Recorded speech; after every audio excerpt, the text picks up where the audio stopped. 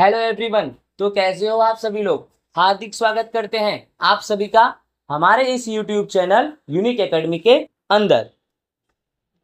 तो विद्यार्थी मित्रों, आज हम गाला असाइनमेंट 2026 कक्षा 10 विषय विज्ञान का पेपर नंबर 5 का विभाग नंबर बी एकदम सरल भाषा में उत्तर इसका हम जानेंगे। अगर आपने हमारे चैनल्स को अभी भी सब्सक्राइब नहीं किया है तो सब्सक्राइब करो, बेल आइकन पर क्लिक करो, जिससे मेरे वीडियो का नोटिफिकेशन 1 बाय 1 आपको मिलता रहे।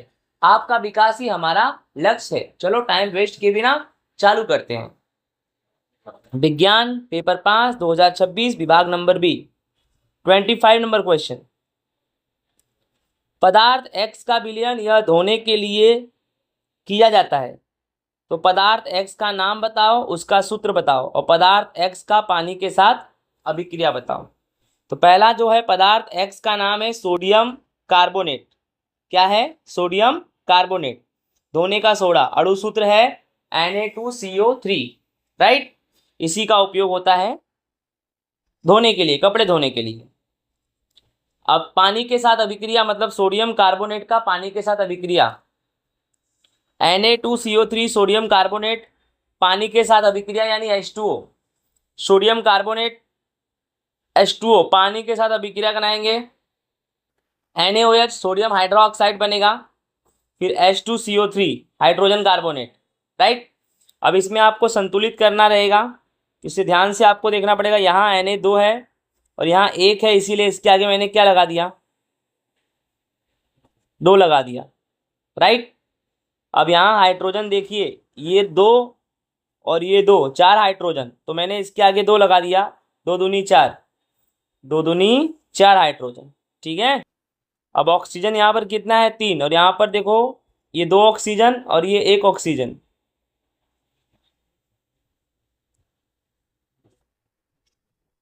टोटल ऑक्सीजन हमारा कितना है यहाँ पे? ये 3 और ये 2, 5 ऑक्सीजन है। अब यहाँ पर देखो ये 2 ऑक्सीजन और ये 3 ऑक्सीजन, 5 ऑक्सीजन हो गया, ठीक है। यहाँ पे कार्बन 1 है, यहाँ भी कार्बन 1 है। इस तरह से तुम्हारा संतुलित हो गया, राइट। आई होप आपको अच्छे से समझ में आ गया होगा किस तरह से हमने इसे संतुलित किया। Next question number 26। भर्जन और कैल्सिनेशन में अंतर बताना है। भर्जन, कैल्सिनेशन, यह ऑक्सीजन की उपस्थिति में होता है। जो भर्जन की अभिक्रिया है ऑक्सीजन की उपस्थिति में होता है और कैल्सिनेशन ऑक्सीजन की अनुपस्थिति में होता है।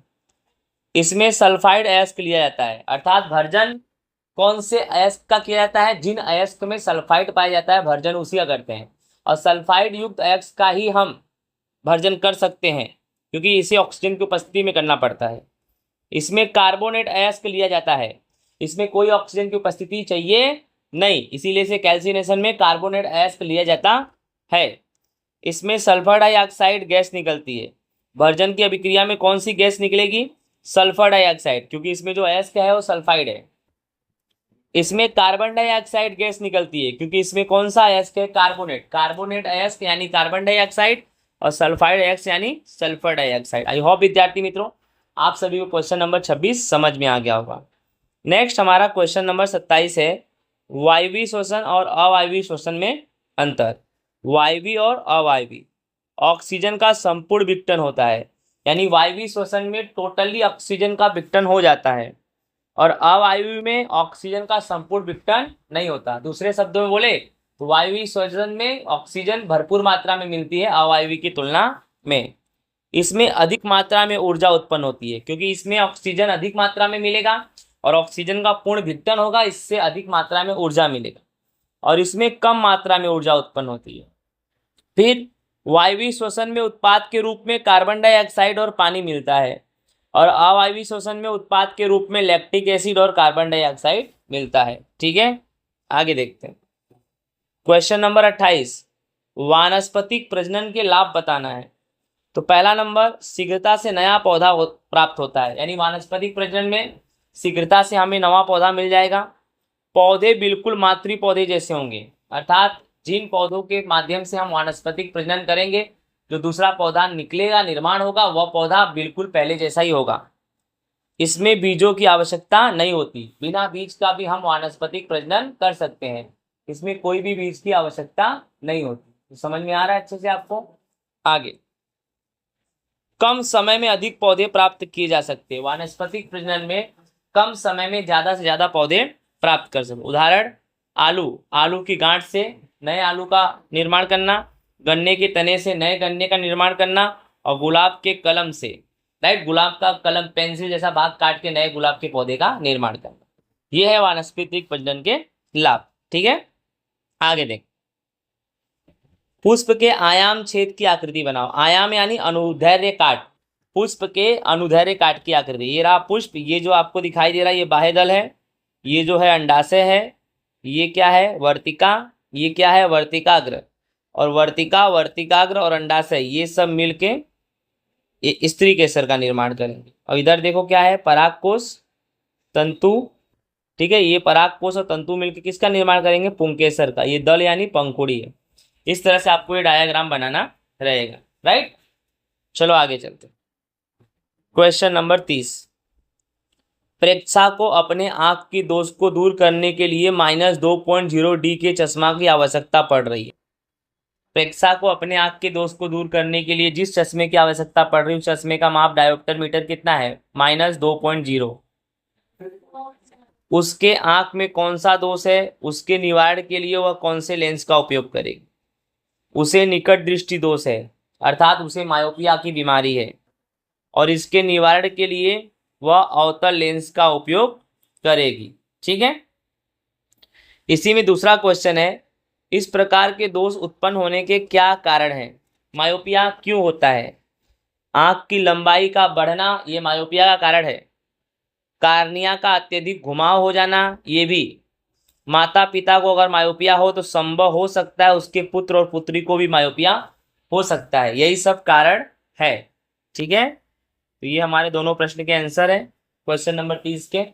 आगे चलते हैं क्वेश्चन नंबर 31, विद्युत परिपथ की आकृति अर्थात क्या, बैटरी, विद्युत बल्ब, एमीटर और बंद प्लग के दर्शाता नाम निर्देशन वाली विद्युत रेखाकृति बनाओ और विद्युत प्रवाह की दिशा दर्शाओ। ठीक है, तो सबसे पहले विद्युत परिपथ की आकृति किसे बोलते हैं, जिस रेखाकृति में बैटरी, विद्युत बल्ब, एमीटर और बंद प्लग को एक साथ दर्शाया जाए उसे विद्युत परिपथ की रेखाकृति अथवा आकृति कहते हैं। आप यहाँ देख लो, प्लग, ये बैटरी है, ये बल्ब है, ये विद्युत धारा के लिए एमीटर है, इस तरह से आपको ये आकृति बनानी पड़ेगी, राइट ना, और कुछ नहीं। आप आकृति देख लो ध्यान से, ऐसे ही आपको आकृति बनाना पड़ेगा, राइट। समझ में आ रहा है ना, ये बैटरी दिया गया है यहाँ पे प्लग है, यहाँ लाइट जलेगा। ठीक है, एमीटर विद्युत धारा को मापने वाला साधन है ये। ठीक है,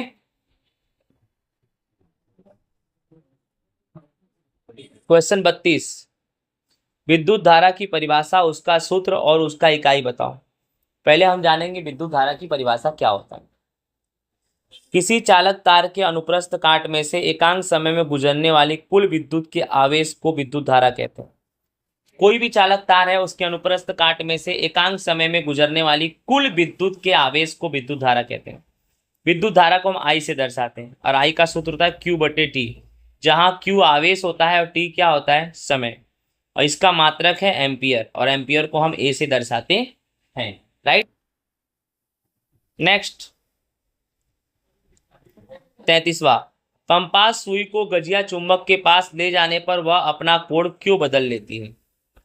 आंसर, कंपास की सुई सामान्यतः पृथ्वी के चुंबकीय क्षेत्र की दिशा उत्तर दक्षिण में स्थिर रहती है। पहले तो यही जानो, जो कंपास की सुई होती है वह सामान्यतः पृथ्वी के चुंबकीय क्षेत्र की दिशा, तो पृथ्वी के चुंबकीय क्षेत्र की दिशा हमेशा उत्तर से दक्षिण होता है, तो कंपास की सुई भी उत्तर से दक्षिण की भांति व्यवहार करता है। और जब हम कंपास की सुई को गजिया चुंबक के पास ले जाएंगे ना, तब उसका चुंबकीय क्षेत्र सुई पर प्रभाव डालेगा। जब कंपास सुई को गजिया चुंबक के पास ले जाएंगे तो कंपास सुई का जो चुंबकीय क्षेत्र है, राइट, वह सुई पर प्रभाव डालेगा। इस प्रकार सुई ये दोनों बल यानी पृथ्वी के चुंबकीय बल और गजिया चुंबक के बल दोनों का सामना करता है और तुरंत के तुरंत घूम जाएगा और घूमकर एक नया कोण बना लेगा। ठीक है, इसी प्रकार कंपास की सुई को गजिया चुंबक के पास ले जाने पर वह अपना कोण बदल लेते घूमकर। ठीक है, नेक्स्ट 34, आपके द्वारा उत्पन्न जैव अभिघटनी कचरे से कौन सी समस्या उत्पन्न होती है? तो हमारे द्वारा उत्पन्न जैव अभिघटनी कचरे से अनेक समस्याएं उत्पन्न होती है। नोट, इन कचरों का जैव प्रक्रम के द्वारा विघटन नहीं होता। पहले जान जाओ, जैव अभिघटनी कचरा उसे बोलते हैं जिन कचरों का जैव प्रक्रम के द्वारा विघटन नहीं होता, जैसे प्लास्टिक का विघटन नहीं होता, कांच का विघटन नहीं होता, ये सब जैव अभिघटनी कचरे हैं। इसके प्रभाव क्या है? प्रदूषण की समस्या उत्पन्न होती है, पारितंत्र प्रभावित होता है, तापमान में वृद्धि होती है, ग्रीन हाउस का प्रभाव बढ़ता है। ठीक है, 34 कंप्लीट। 35, ओजोन स्तर का क्षय कम करने के लिए कौन से कदम उठाने चाहिए? जो ओजोन का डिप्लेशन हो रहा है उसे कम करना है तो कौन सा कदम उठाएंगे? आवश्यक कदम, पहला नंबर, CFC का उपयोग रोकना चाहिए अथवा कम करना चाहिए, क्योंकि CFC से ही ज़्यादा से ज़्यादा ओजोन का डिप्लेशन हो रहा है, तो इसका उपयोग कम करो, रोको। जिन पदार्थों से ओजोन का क्षय होता है उन पदार्थों का कम से कम उपयोग हमको करना चाहिए, जैसे AC और फ्रिज। AC और फ्रिज में क्लोरोफ्लोरोकार्बन CFC पाया जाता है। ये पदार्थ ऐसे पदार्थ है जिससे ओजोन का क्षय होता है, तो ऐसे पदार्थों का उपयोग हमें रोकना चाहिए या कम से कम करना चाहिए। तीसरा, अधिक से अधिक प्रमाण में हमें वृक्षारोपण करना चाहिए अगर आपको ओजोन को बचाना है तब। इस संबंध में लोगों के बीच जागरूकता फैलाना बहुत बड़ी चीज है, कि लोगों को अवेयर करना, जागरूक करना कि ओजोन का क्षय कैसे हो रहा है, उसे हम कैसे रोकें, ओजोन हमारे लिए क्या है, कितना इंपॉर्टेंट है। ठीक है। 36वां, आपके शरीर में हीमोग्लोबिन की कमी के कारण कौन सा असर हो सकता है? अगर आपके शरीर में हीमोग्लोबिन की कमी हो गई ना विद्यार्थी मित्रों, तो क्या प्रभाव होगा? हीमोग्लोबिन यह हमारे खून में पाया जाने वाला अत्यंत महत्वपूर्ण घटक है। हीमोग्लोबिन हमारे खून में पाया जाने वाला अत्यंत महत्वपूर्ण घटक है। इसकी कमी से बहुत सारे प्रभाव हो सकते हैं। सांस लेने में कठिनाई होती है, थकान और कमजोरी होने लगती है, त्वचा या नाखून पीला होने लगता है, सिर दर्द और चक्कर आने लगता है, हृदय का धड़कना तेज होता है। तो विद्यार्थी मित्रों, इस तरह से आपके शरीर में अगर हीमोग्लोबिन की कमी हुई ना, तो ये सब समस्याएं आप देखोगे। ठीक है। और हीमोग्लोबिन हमारे खून में पाया जाने वाला एक रंजक द्रव्य है जो हमारे लिए बहुत ही इंपॉर्टेंट है। नेक्स्ट 36 हो गया, लास्ट क्वेश्चन हमारा है 37। चुंबकीय क्षेत्र के लंबवत रखे गए धारावाही सीधक चालक तार द्वारा अनुभव किए गए बल की दिशा निर्धारित करने के लिए नियम का नाम, उसका चित्र बनाओ। तो सबसे पहले ये जो क्वेश्चन है उस नियम का नाम है फ्लेमिंग के बाएं हाथ का नियम। क्या नाम है? फ्लेमिंग के बाएं हाथ का नियम। ये रहा आकृति, आप देख लो। आकृति में ये देखो, ये अंगूठा है, ये पहली उंगली है, ये बीच वाली उंगली है। पहली उंगली क्या? चुंबकीय क्षेत्र की दिशा दर्शाएगा, और ये देखो दूसरी उंगली विद्युत धारा की दिशा दर्शाएगा। देख रहे हो, ये चुंबकीय क्षेत्र और ये विद्युत धारा की दिशा, और ये इस पर लगने वाला बल दर्शाएगा। ठीक है, ये फ्लेमिंग के बाएं हाथ का नियम। अब इसमें यहाँ लिख भी दिया हूँ, पहली उंगली चुंबकीय क्षेत्र का दिशा दर्शाएगा, दूसरी उंगली यानी मिडल फिंगर, ठीक है, ये विद्युत धारा की दिशा दर्शाएगा, और अंगूठा चालक तार पर लगने वाला बल की दिशा दर्शाएगा। तो विद्यार्थी मित्रों, इस तरह से ये हमारा गाला असाइनमेंट पेपर नंबर 5 का विभाग नंबर B होता है पूरा। आई होप विद्यार्थी मित्रों आप सभी को अच्छे से समझ में आया होगा। जय हिंद, राधे राधे। मिलेंगे नेक्स्ट वीडियो में नेक्स्ट टॉपिक के साथ। Bye bye.